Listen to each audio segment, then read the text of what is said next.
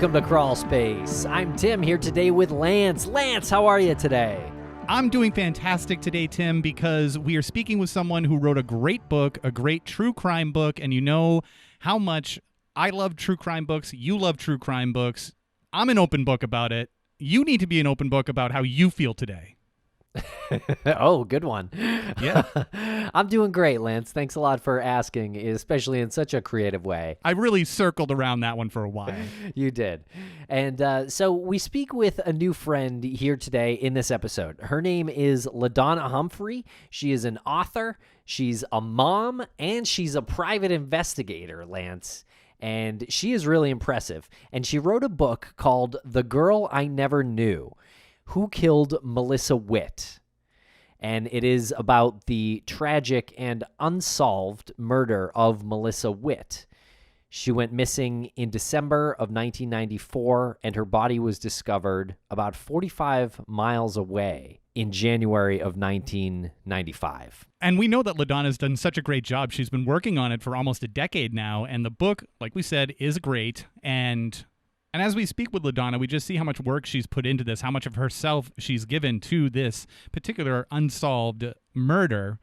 She's been working on it for about 8 years, so I guess you could say we're going on a decade with this, and she won't stop. I don't know if she actually said it in this interview, but she is determined to figure out what happened to Melissa Witt. She's almost become like a kindred spirit to her, which I think is incredible, which I think is an incredible display of empathy. Yeah, it's a crazy case.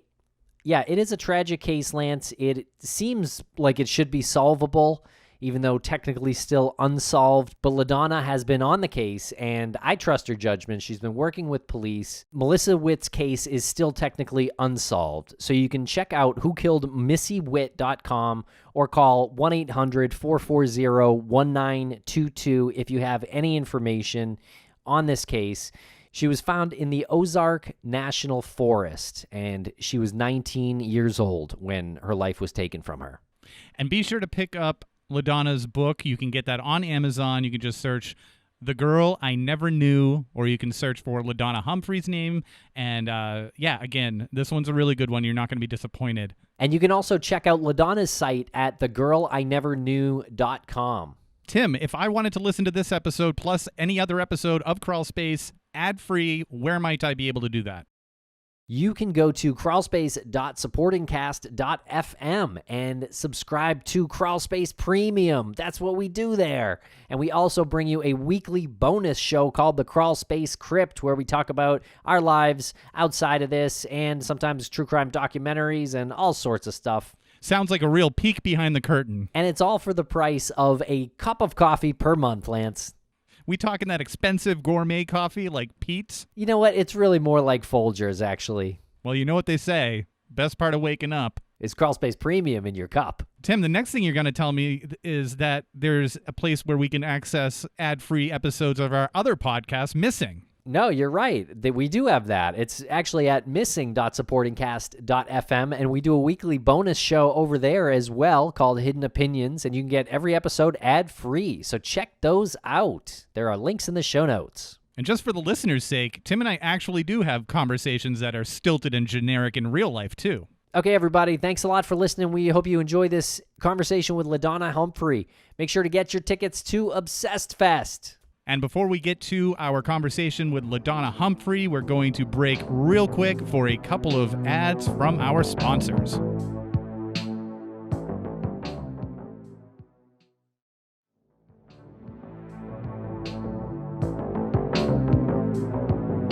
Welcome to the podcast, LaDonna Humphrey. How are you today?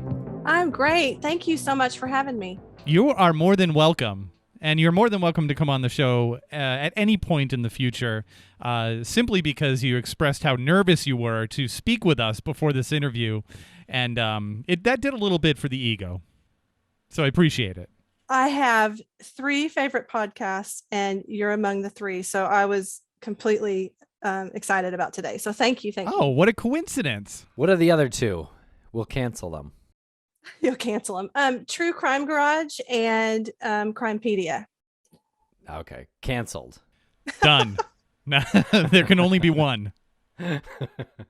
Well, top three. So this is my friends were giving me a hard time today. They said I was fangirling. So maybe I am, but I'm super excited. Well, we're excited too. And to be honest, I would be lying if I were to say that I wasn't nervous to speak with you, because I always get a little bit anxious speaking with people who have the resume that you do as a writer, an investigative journalist. You're a private investigator, and that's something that I really hold in a high esteem. So I think the butterflies are all over the place here. Well, we'll all be nervous and have a good time at it. Sounds good. Well, before we get into Melissa's case, can you tell us a little bit about your history, I guess, being an investigative journalist and a private investigator and an advocate for victims of crime? Sure. I attended the University of Arkansas and pursued journalism as my degree, and then ended up really shelving it for a very long time. Started a family and did some of the traditional things that people do, and finally woke up one morning and said, I'm ready to make a difference. And so, long story short is that I ended up helping to co-found a nonprofit that offered services to families that had missing adults. We did that for about a decade until our services were no longer needed. There was the rise of a government database, NamUs, and our services sort of phased out. And we wanted to finish strong. And the idea was to film a documentary. We ended up choosing the Melissa Witt case. And that's when things changed for me. The minute I met the detectives, I learned about their passion, and then I learned more about the case. I was pretty much hooked and determined to get her justice. And so since that, things have kind of progressed. It led me to get my PI license and dig deeper into this case than really anybody else ever has. So it's nothing that I regret, but been a lot of hard work, and I hope that in the end it pays off. I want to make sure I didn't mishear that. You received your private investigator license because of this case? Yes, I had been working closely with law enforcement and wanted to take it even further for the case. And I really felt like it was important that I was going to be able to get my PI license. So I studied and I did it. And here I am. That was last year. So, I'm a year into that. I do take on some other investigative work, but primarily I use it for the Witt case. Well, that's really cool. How did you have such a good working relationship with law enforcement? It's just a really unique thing. When I went to interview them initially, I was really green to even putting together a documentary, much less talking to investigators about a cold case.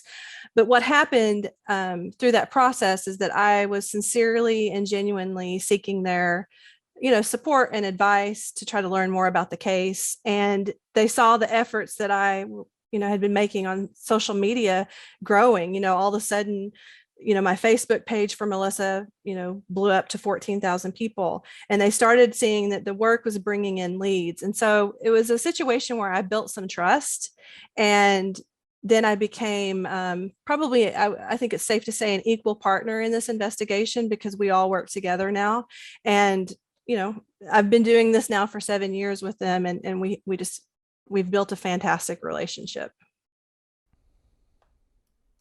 Wow, how cool. And tell us about the process that you went through to get your PI's license. How long did it take? How many hours did you have to put in and things like that?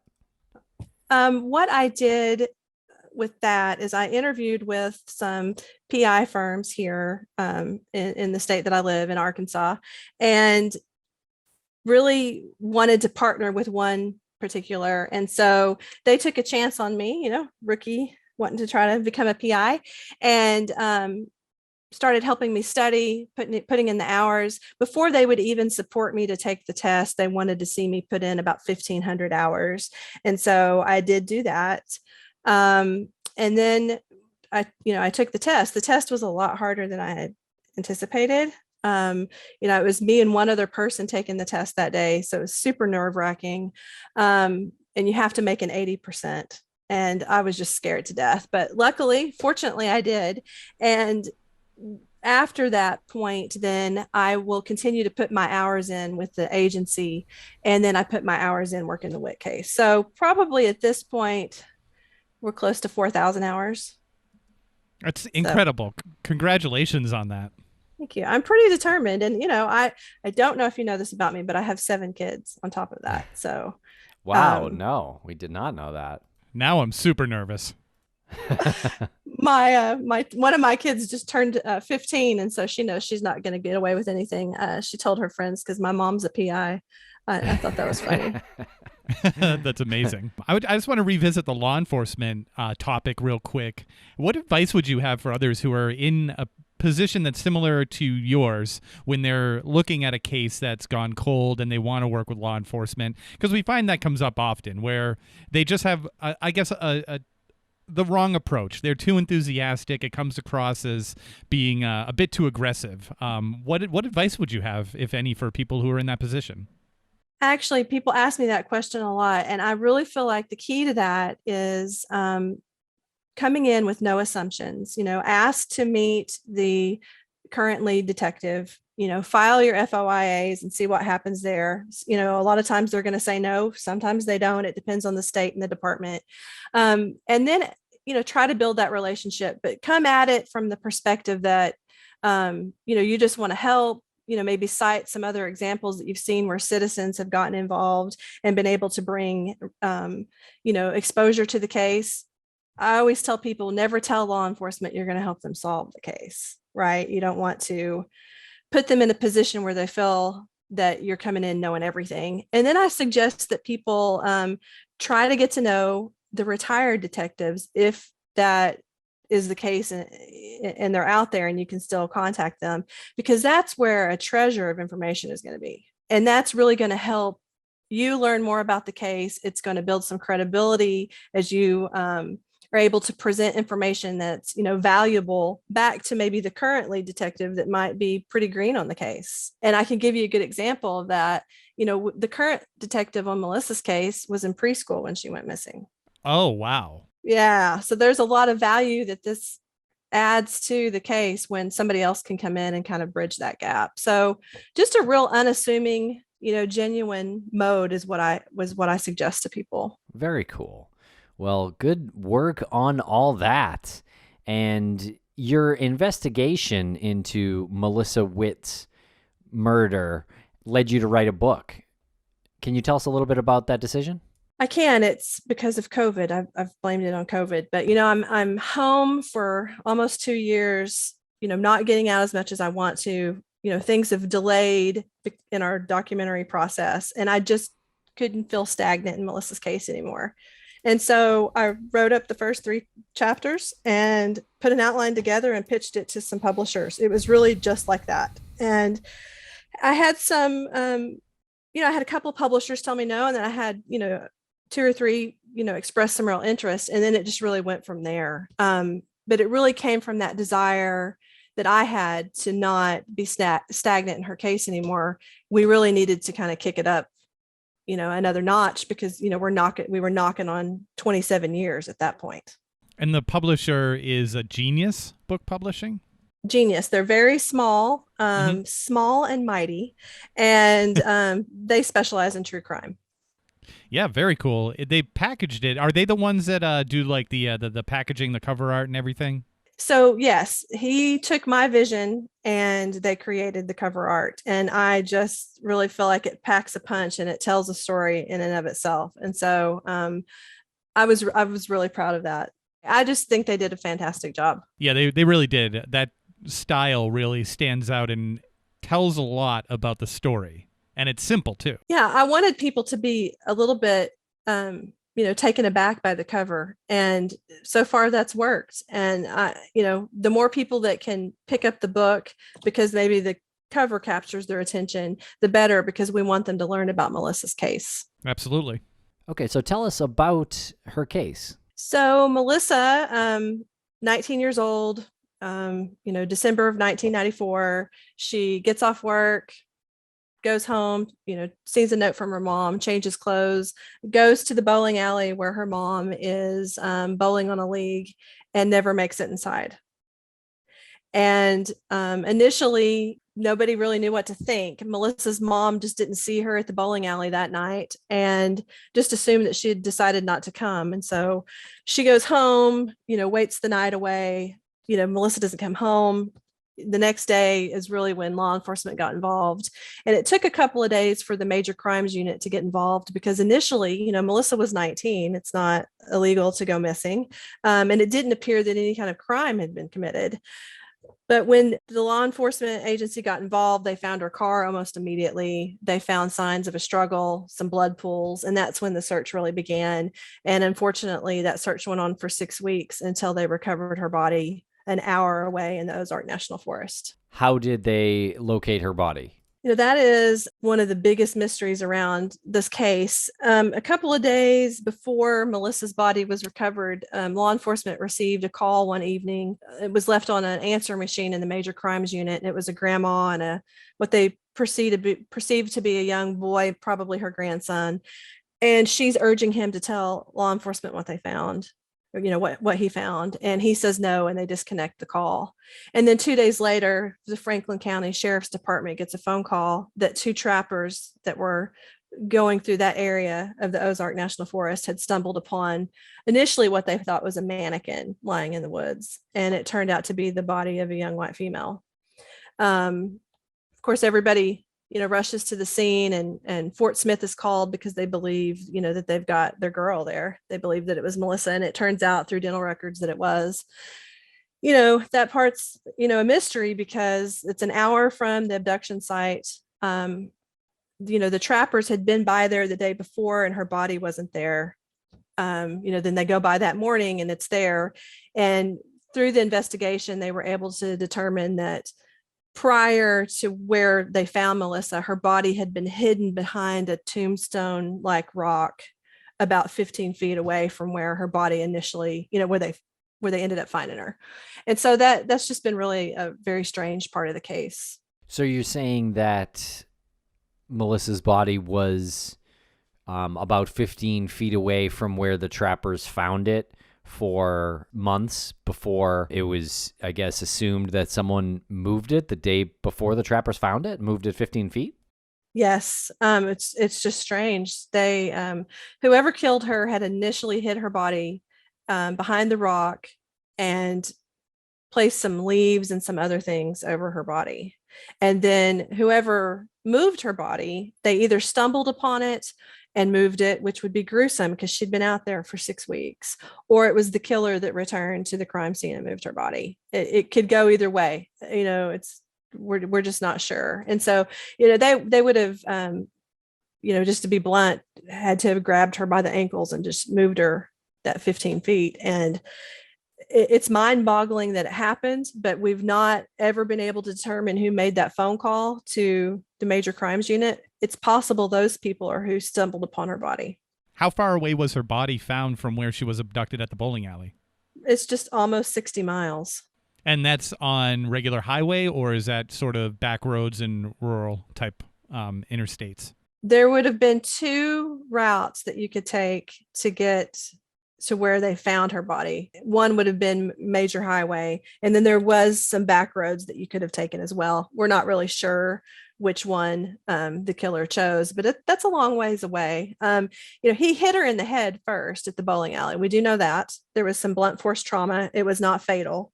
That was determined by the autopsy. We believe she was unconscious during the entire car ride to the Ozark National Forest. And what was the weather like? 'Cause this was December 1st. What's the weather like there? It was really cold in December. Now, on that particular day, it had been warmer on December 1st than typical, but then it goes right into Arkansas weather's crazy. It could be warm one day and it's going to be cold the next. And so there were several weeks that she was missing that we had freezing temperatures. We had a lot of rain. On the day that she was found, it started out beautiful and then it ended up being this torrential rainstorm with freezing cold weather. So that does a lot to a body that's out into the, in the elements for 6 weeks. Were there any eyewitness sightings in the parking lot? There were 2 witnesses. It's almost hard to call them witnesses because they really didn't see enough to be able to help with anything truly, but an 11-year-old boy had exited the bowling alley to retrieve a school book from his car. He heard a woman screaming, "Help me." But he couldn't see anything else. That's assumed that that was Melissa. And then another witness who left the bowling alley walked to her truck. She couldn't see over the cars. Little bitty short girl could not see over the cars, and she could hear what she believed to be an altercation, and that's believed to have been at the same time frame that Melissa was being abducted. But that's it. It was a very dark parking lot with no security cameras. We'll be right back after a quick word from our sponsor. And a thank you to our sponsors. Back to the program. I apologize if I've missed this detail amongst the other details that you've given us so far, but I was curious if there was any indication that her body was brought somewhere else between the bowling alley and where it was found, or is the line of thinking that she was abducted and killed and dumped immediately? We can't say for sure that he didn't make any stops between the bowling alley and the Ozark National Forest. But what we do know is that the autopsy report shows us that she'd most likely been out there from day one. And what little food was found in her stomach was what she had had for lunch that day. They could determine, they believed it was the chicken from Chick-fil-A. So it's really unlikely that anything else happened. Soil and leaves and other things that were found far down into her airway because she was strangled face down, those were native to the Ozark National Forest. So she was either strangled at that location or very close to the location. And then we believe that she was dumped at that particular place because, and I've been there many times, it is like a tombstone, this rock that she was behind. And so we think that that meant something to her killer, some sort of sick, twisted meaning. But yeah, I think it happened pretty quick, unfortunately. I think there was a sexual assault between there. She was found completely nude. Is that confirmed that there was a sexual assault? Unfortunately, it is not confirmed. She had been out in the elements for so long. And, the odd thing about her body is that the upper half was really decomposed and the lower half wasn't. It was because her body was almost folded in half behind that rock. And so there was some small animal activity, nothing large, but there was just not enough to determine if that had happened to her. You said her body was almost folded in half. Are you the way a body would naturally fold, like would bend over? Yes, and that's the way they kind of tucked her in behind the rock. How big was the rock? You said it was like a tombstone, but was it bigger than a tombstone? Well, I mean, it's an oversized rock. So yeah, I guess in all fairness, I'd have to say yes. It's a fairly good sized rock. And the way the terrain is there behind the rock, it sort of drops down a little bit. And I don't know how familiar you are with Arkansas, but in the Ozark National Forest, it's crazy. It's got inclines and valleys and highs. And so it dropped down enough that you'd be able to kind of tuck her in there like inside a pocket. And you said that it was your belief that maybe this particular location had some meaning for the perpetrator. Is this also the belief of law enforcement? It is. They've always believed that the most likely scenario was it was a man that was local to the area or someone that had frequented the Ozark National Forest to hunt, to fish, to hike. And, being at that area, at that particular place, that would be a natural resting place. You could potentially set up like a deer camp there. There's a lot of different things that could have been to somebody. And it's pretty eerie being out there, honestly. Yeah. Tell us a little bit more about that. Is there, are there hiking trails right there? Is there a lot of foot traffic in that vicinity right there, immediate vicinity? No, this was off of a logging road.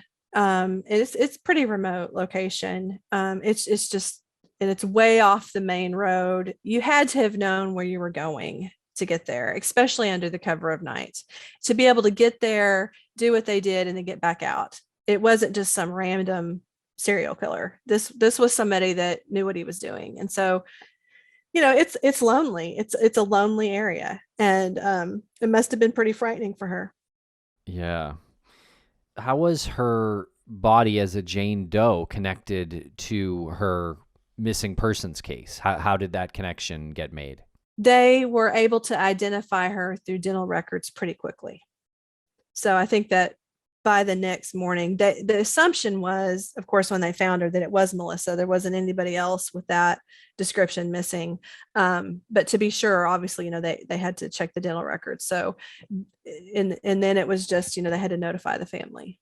And thinking along the lines that this location could be something or somewhere that a hunter would know, is there a license that is needed to hunt in that particular section of the national forest?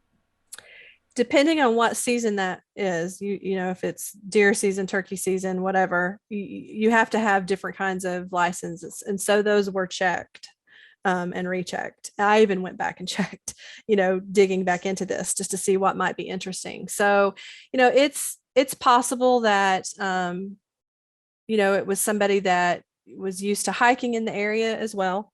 Or, college kids often would go deep into the Ozark National Forest back in the 90s, to drink or to smoke marijuana. And so that's a possibility too.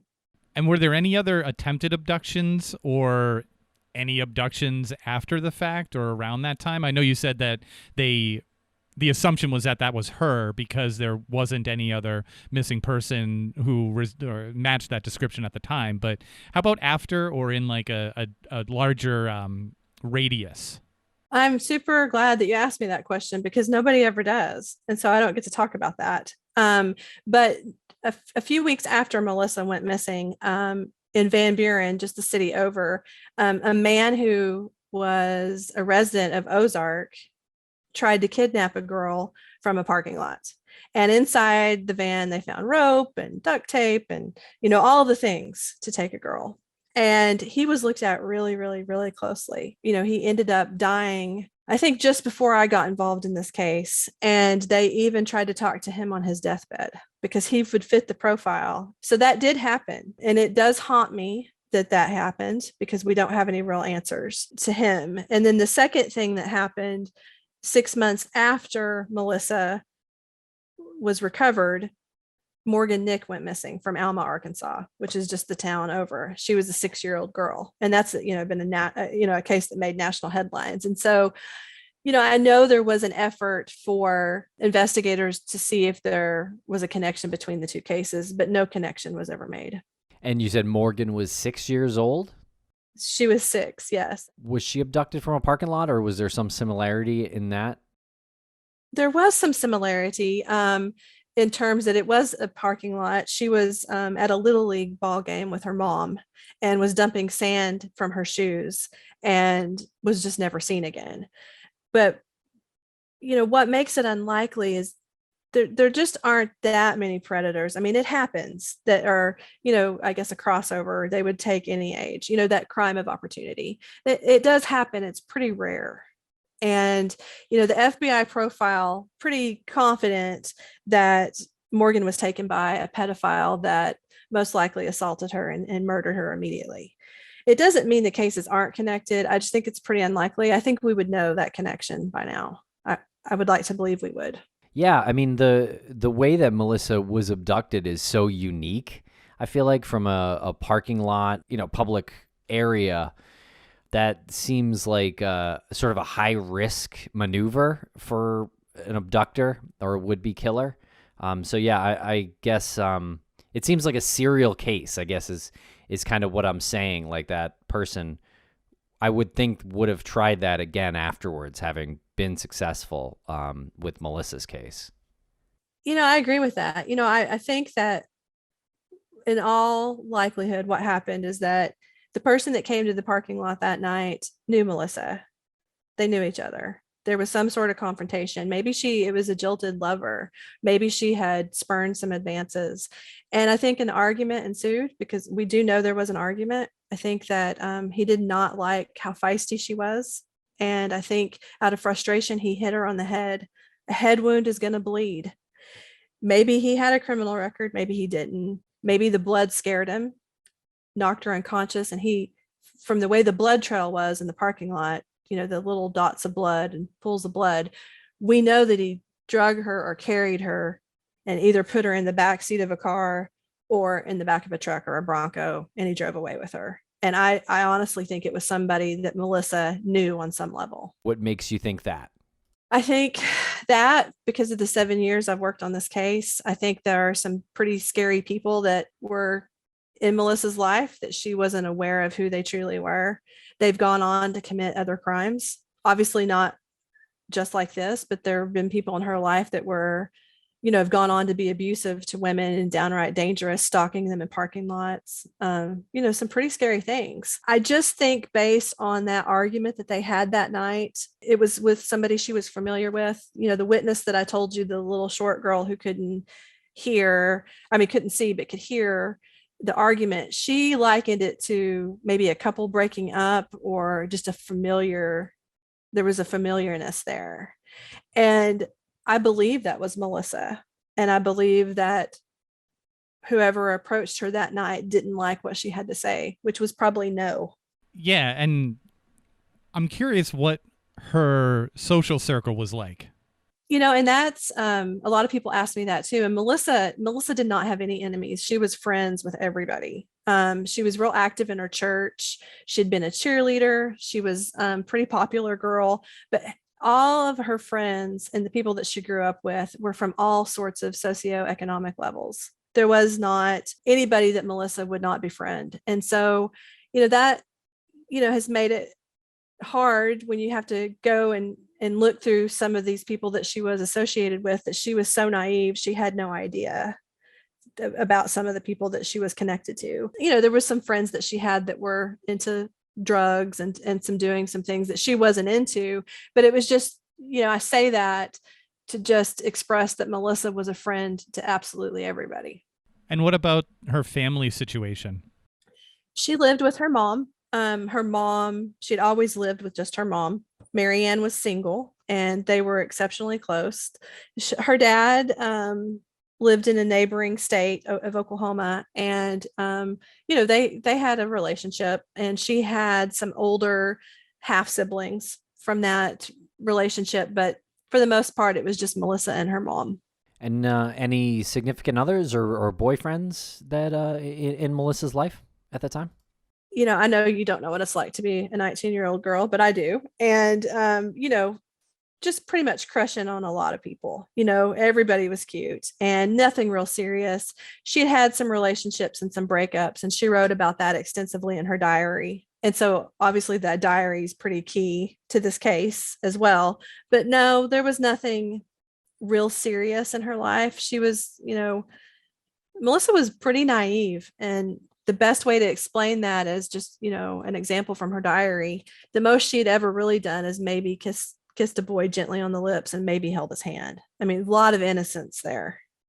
So, you think about that kind of innocence being confronted in a dark parking lot at night and, someone being aggressive, that'd be hard for her to fight. And you did mention that maybe this person didn't like how, I think you said feisty or fiery or just basically didn't like her attitude at the time. Yeah, Melissa wouldn't have been afraid to tell anybody what she thought. And you could see that in her diary. Yeah. She would have said it in a nice way, but she was also very strong-willed. My best guess is that she had told a potential suitor that she was not interested. Gotcha. You also mentioned that she was active in her church. She was. She and her mom were at church every Wednesday and Sunday. And, Wednesday night, Sunday morning, and Sunday night. And so she, had an outlook on life that was different than a lot of people at that time. I mean, she wasn't going out and partying and having sex and smoking and doing all those things. And so, I don't want to make it sound like she was, Pollyanna, because nobody is, right? But she did have a level of, rose-colored glasses that she just didn't really understand yet how the world worked. Have you looked into anybody who might have attended those church, what do you call them? Church sessions? Oh, yes, extensively. Yeah. Okay. I've done a lot of, that was actually, I'm glad that you said that too, because that was one of the first things I thought about, because so many predators hide, behind the cloak of religion. And that was very interesting to me. And were you able to develop some persons of interest or suspects from that list? There's a couple of people that were interesting. It didn't really take us anywhere. There's two really, really interesting people. One has not been named, and it is somebody that she knew. And I can't really say a whole lot about that. The other person that is the top suspect in this case is Larry Swearingen from Texas. He was executed in Texas in 1998. He kidnapped 19-year-old Melissa Trotter from her community college. And in December, almost 4 years to the day when Melissa Witt was kidnapped. And he drove her 60 miles away to the Sam Houston National Forest, where he strangled her and left her dead body. Turns out that Swearingen was real familiar with Ozark National Forest. His grandparents lived about 2 hours away from Fort Smith. And we know that he was in Arkansas within days, just days before Melissa was murdered.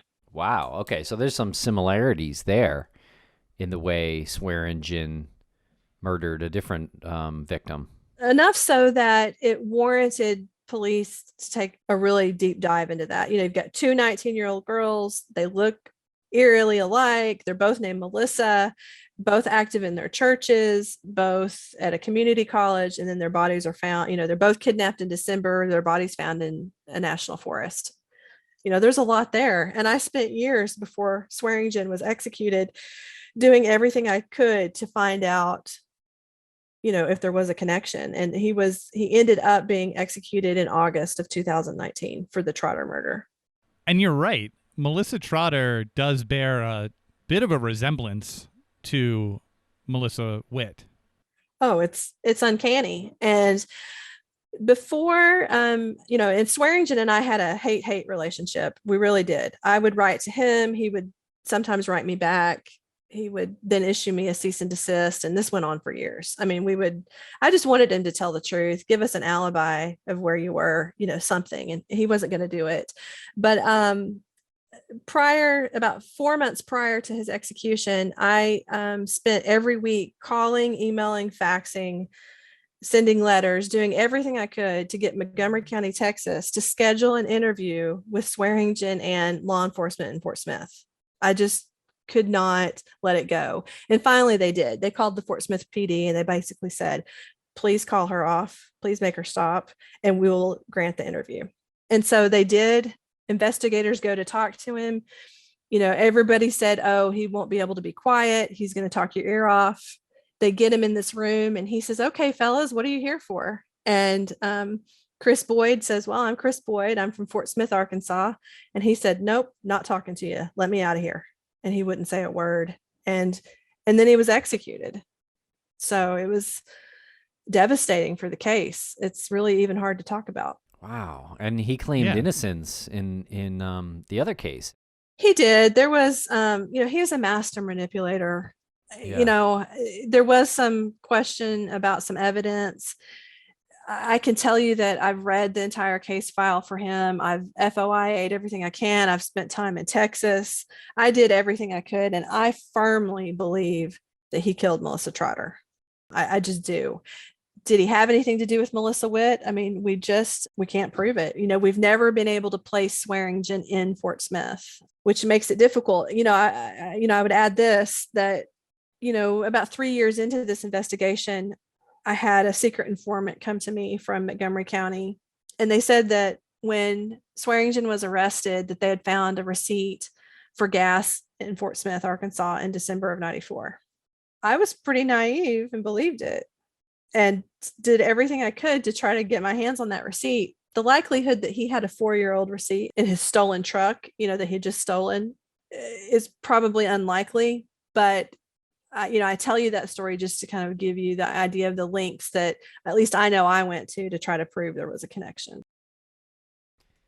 Yeah, it seems like he could have, if he had information in Melissa Witt's murder, maybe he could have leveraged that against his death sentence in Melissa Trotter's case. You know what I mean?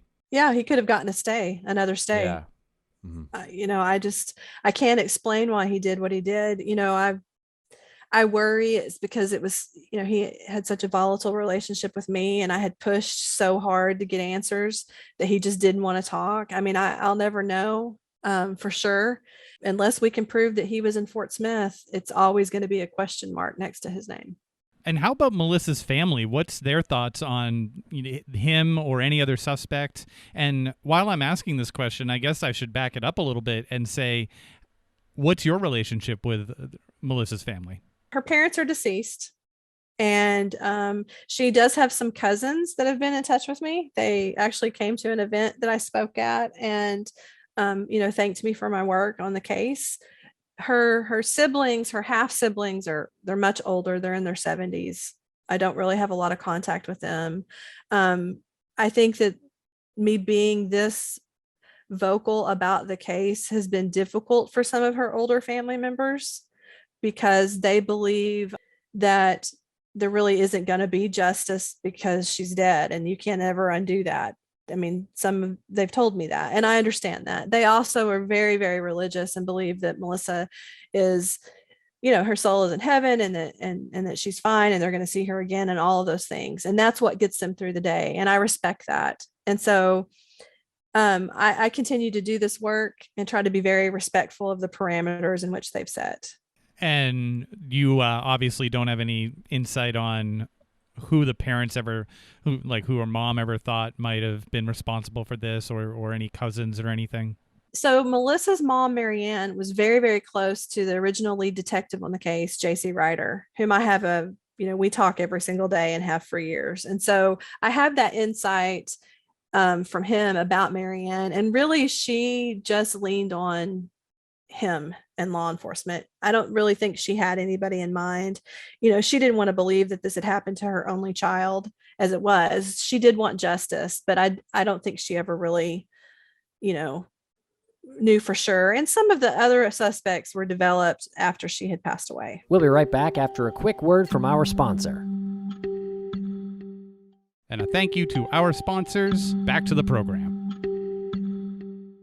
Now, it says here in one of the, I guess, summaries of the book that you've gained some of the attention of some dangerous people. Can you tell us a little bit about that? I can. There are several people that I've communicated with in prison who were suspects in Melissa's case. Charles Ray Vines, he was a serial killer from Fort Smith. He was into necrophilia. Just really not a good person. He's deceased. There's Travis Crouch. He's a serial rapist, very dangerous man that's in Colorado. But in addition to that, a tip came in last year to my documentary team about the Witt case. And it was a woman that came forward who said that she had starred in a death fetish pornography film where she had been strangled, and she was asked to wear a Mickey Mouse watch like Melissa had been wearing. And so obviously we needed to know everything that we could about that. And I have spent the past year working undercover along with law enforcement in the death fetish community to gather all the information that we can about the movies that were made that seem to be made after Melissa Witt's, murder. And that's created a pretty scary situation for me. There's a screen name that goes by Horror Man. And despite all my efforts to protect my true identity online, VPN, all those kind of things, he found me, the real me, and sent me flowers to my home. He's emailed me. If I sound a little nervous talking about it, it's because it's pretty scary to think that that's happened. And then he doxed me in the community and gave out my real information. And that's a continuing battle. But I decided the best way to combat that was to write a book about it. And so that's coming out in October. That is crazy. Yeah, absolutely. I'm not trying to make light of this. I'm actually curious because I think it provides a little bit of insight. What kind of flowers did he send you? Well, he didn't have very good taste. Those really ugly, like spray painted, multicolored flowers that you can get that are like they come with the tulips and and the carnations. It seemed kind of funerally. It was pretty upsetting.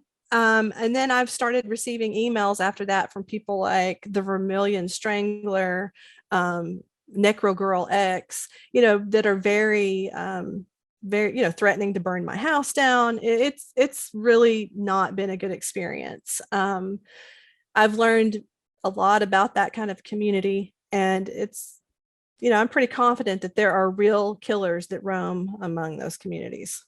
You mean these online communities? Yes, the online communities. Oh, definitely. I mean, these are people who fantasize about murdering women. They write stories about strangling them, shooting them, hanging them. They film videos. They, make artwork. There's a fine line between fantasy and reality. And this is not a group of stable people in this community at all. And at any given time in the whole world, there's about 100,000 people that are into, what's considered to be necroporn. And it's extremely frightening. And they've sent me lots of information, kind of alluding to the fact that they might know something about Melissa's murder. And it's just been something that we had to look at, but it's been a journey. And have you alerted law enforcement to this horror man or any of the other individuals that have expressed or stated or shown interest in Melissa's murder? I have. So Fort Smith Police Department is aware. I filed some reports with the FBI, and much of what they're doing online is illegal. It depends on your city, state, or your country. And so we've gathered that type of information, but authorities are aware. Horror Man in particular wrote a story that was so similar to what happened to Melissa. He talked about stalking a girl in a bowling alley parking lot. And I turned that over to authorities. And I think it's important to mention that once they realized that I'd gone undercover with these screen names and I was pretending to be one of them, right? When they figured out who I was, 3 of the online communities shut down. They took the websites down. And so they're hiding something. What that is, I don't know. Is it, and I don't want to say, is it just the necroporn? Because that's horrible in and of itself. Is it human trafficking? Is it murder? I don't know. Yeah, right. I mean, is it one of those or all of those and then add in a few others? Yeah. And I think the reality is that, out of those 100,000 people, I mean, you're looking at 5, 10, 15 could be really into something that's much worse than just fantasy. And anyway, it's something that it has to be talked about, and that's what I'm starting to do because it was a part of the Witt investigation. And what do the police that you've been working with say about that? Have they told you information on that? Have they actually been able to identify that horror man?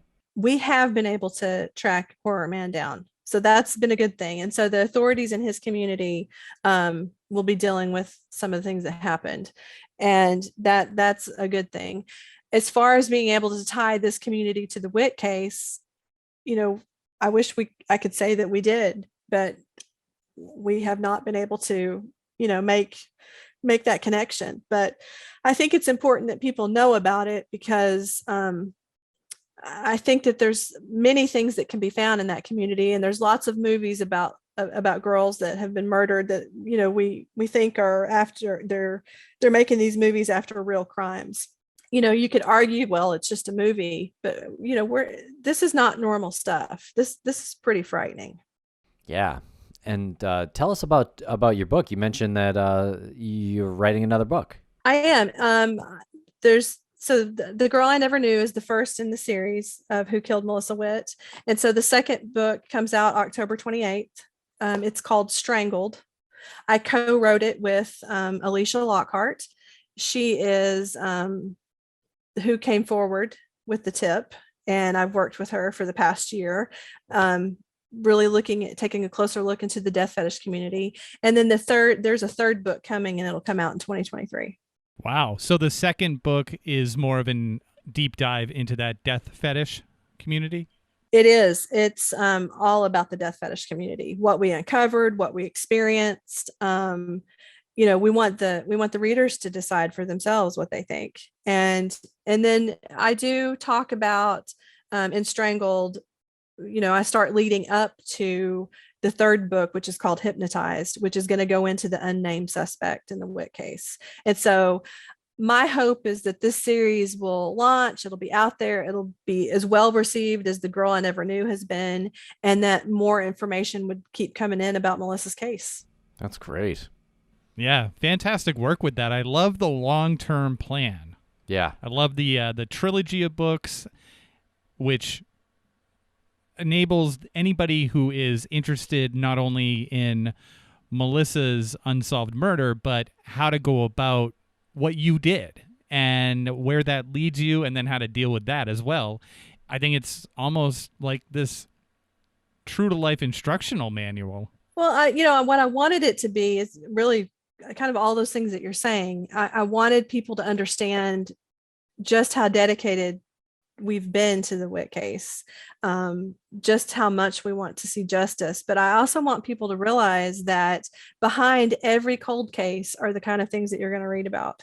You're going to have the red herrings. You're going to have the horrible, horrible suspects that come up, and none of them are going to be the ones that committed the crime. And so I want people to do that deep dive to understand it's not as easy as you think it is by watching a television show. Is there anything else that you'd like to mention about Melissa's case?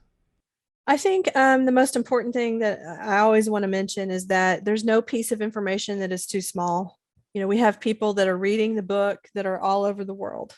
And, people move every day. They've moved out of Arkansas. And if you've got some information, even if you don't think it's important, we really want people to come forward. They can either call the police department in Fort Smith, or they can get a hold of our team at whokilledmissywitt.com. We're really easy to find, and get the information, and we will turn it into law enforcement. That's the most important thing that I could say in this case. And, that's one of the things that I wanted to have happen with the book. And that has happened. Our phone lines have just blown up, and we're just grateful for every call. It may not lead to justice in the case, but we want people to have the courage to come forward. And in your investigation, this is my last question. In your investigation, did you get any indication that this person might have told somebody about this, that there might be more people out there that know about this? Or did you get the impression that it was done and this person hasn't spoken a word? I don't think they've spoken a word. I don't think they have confessed it to anyone. But I believe, and so do law enforcement, that I've been in contact with the killer on multiple occasions. We firmly believe that. At this point in time, I am the only living person who's been able to communicate with every suspect. Even the ones that aren't in prison, I've hunted down. I've hunted one down in Nebraska, talked to him. And that's a unique position to be in. And I have a responsibility to try to record all that information in one place. And that's really another motivation for the books. But I believe that I talk to the killer pretty regularly. I really do.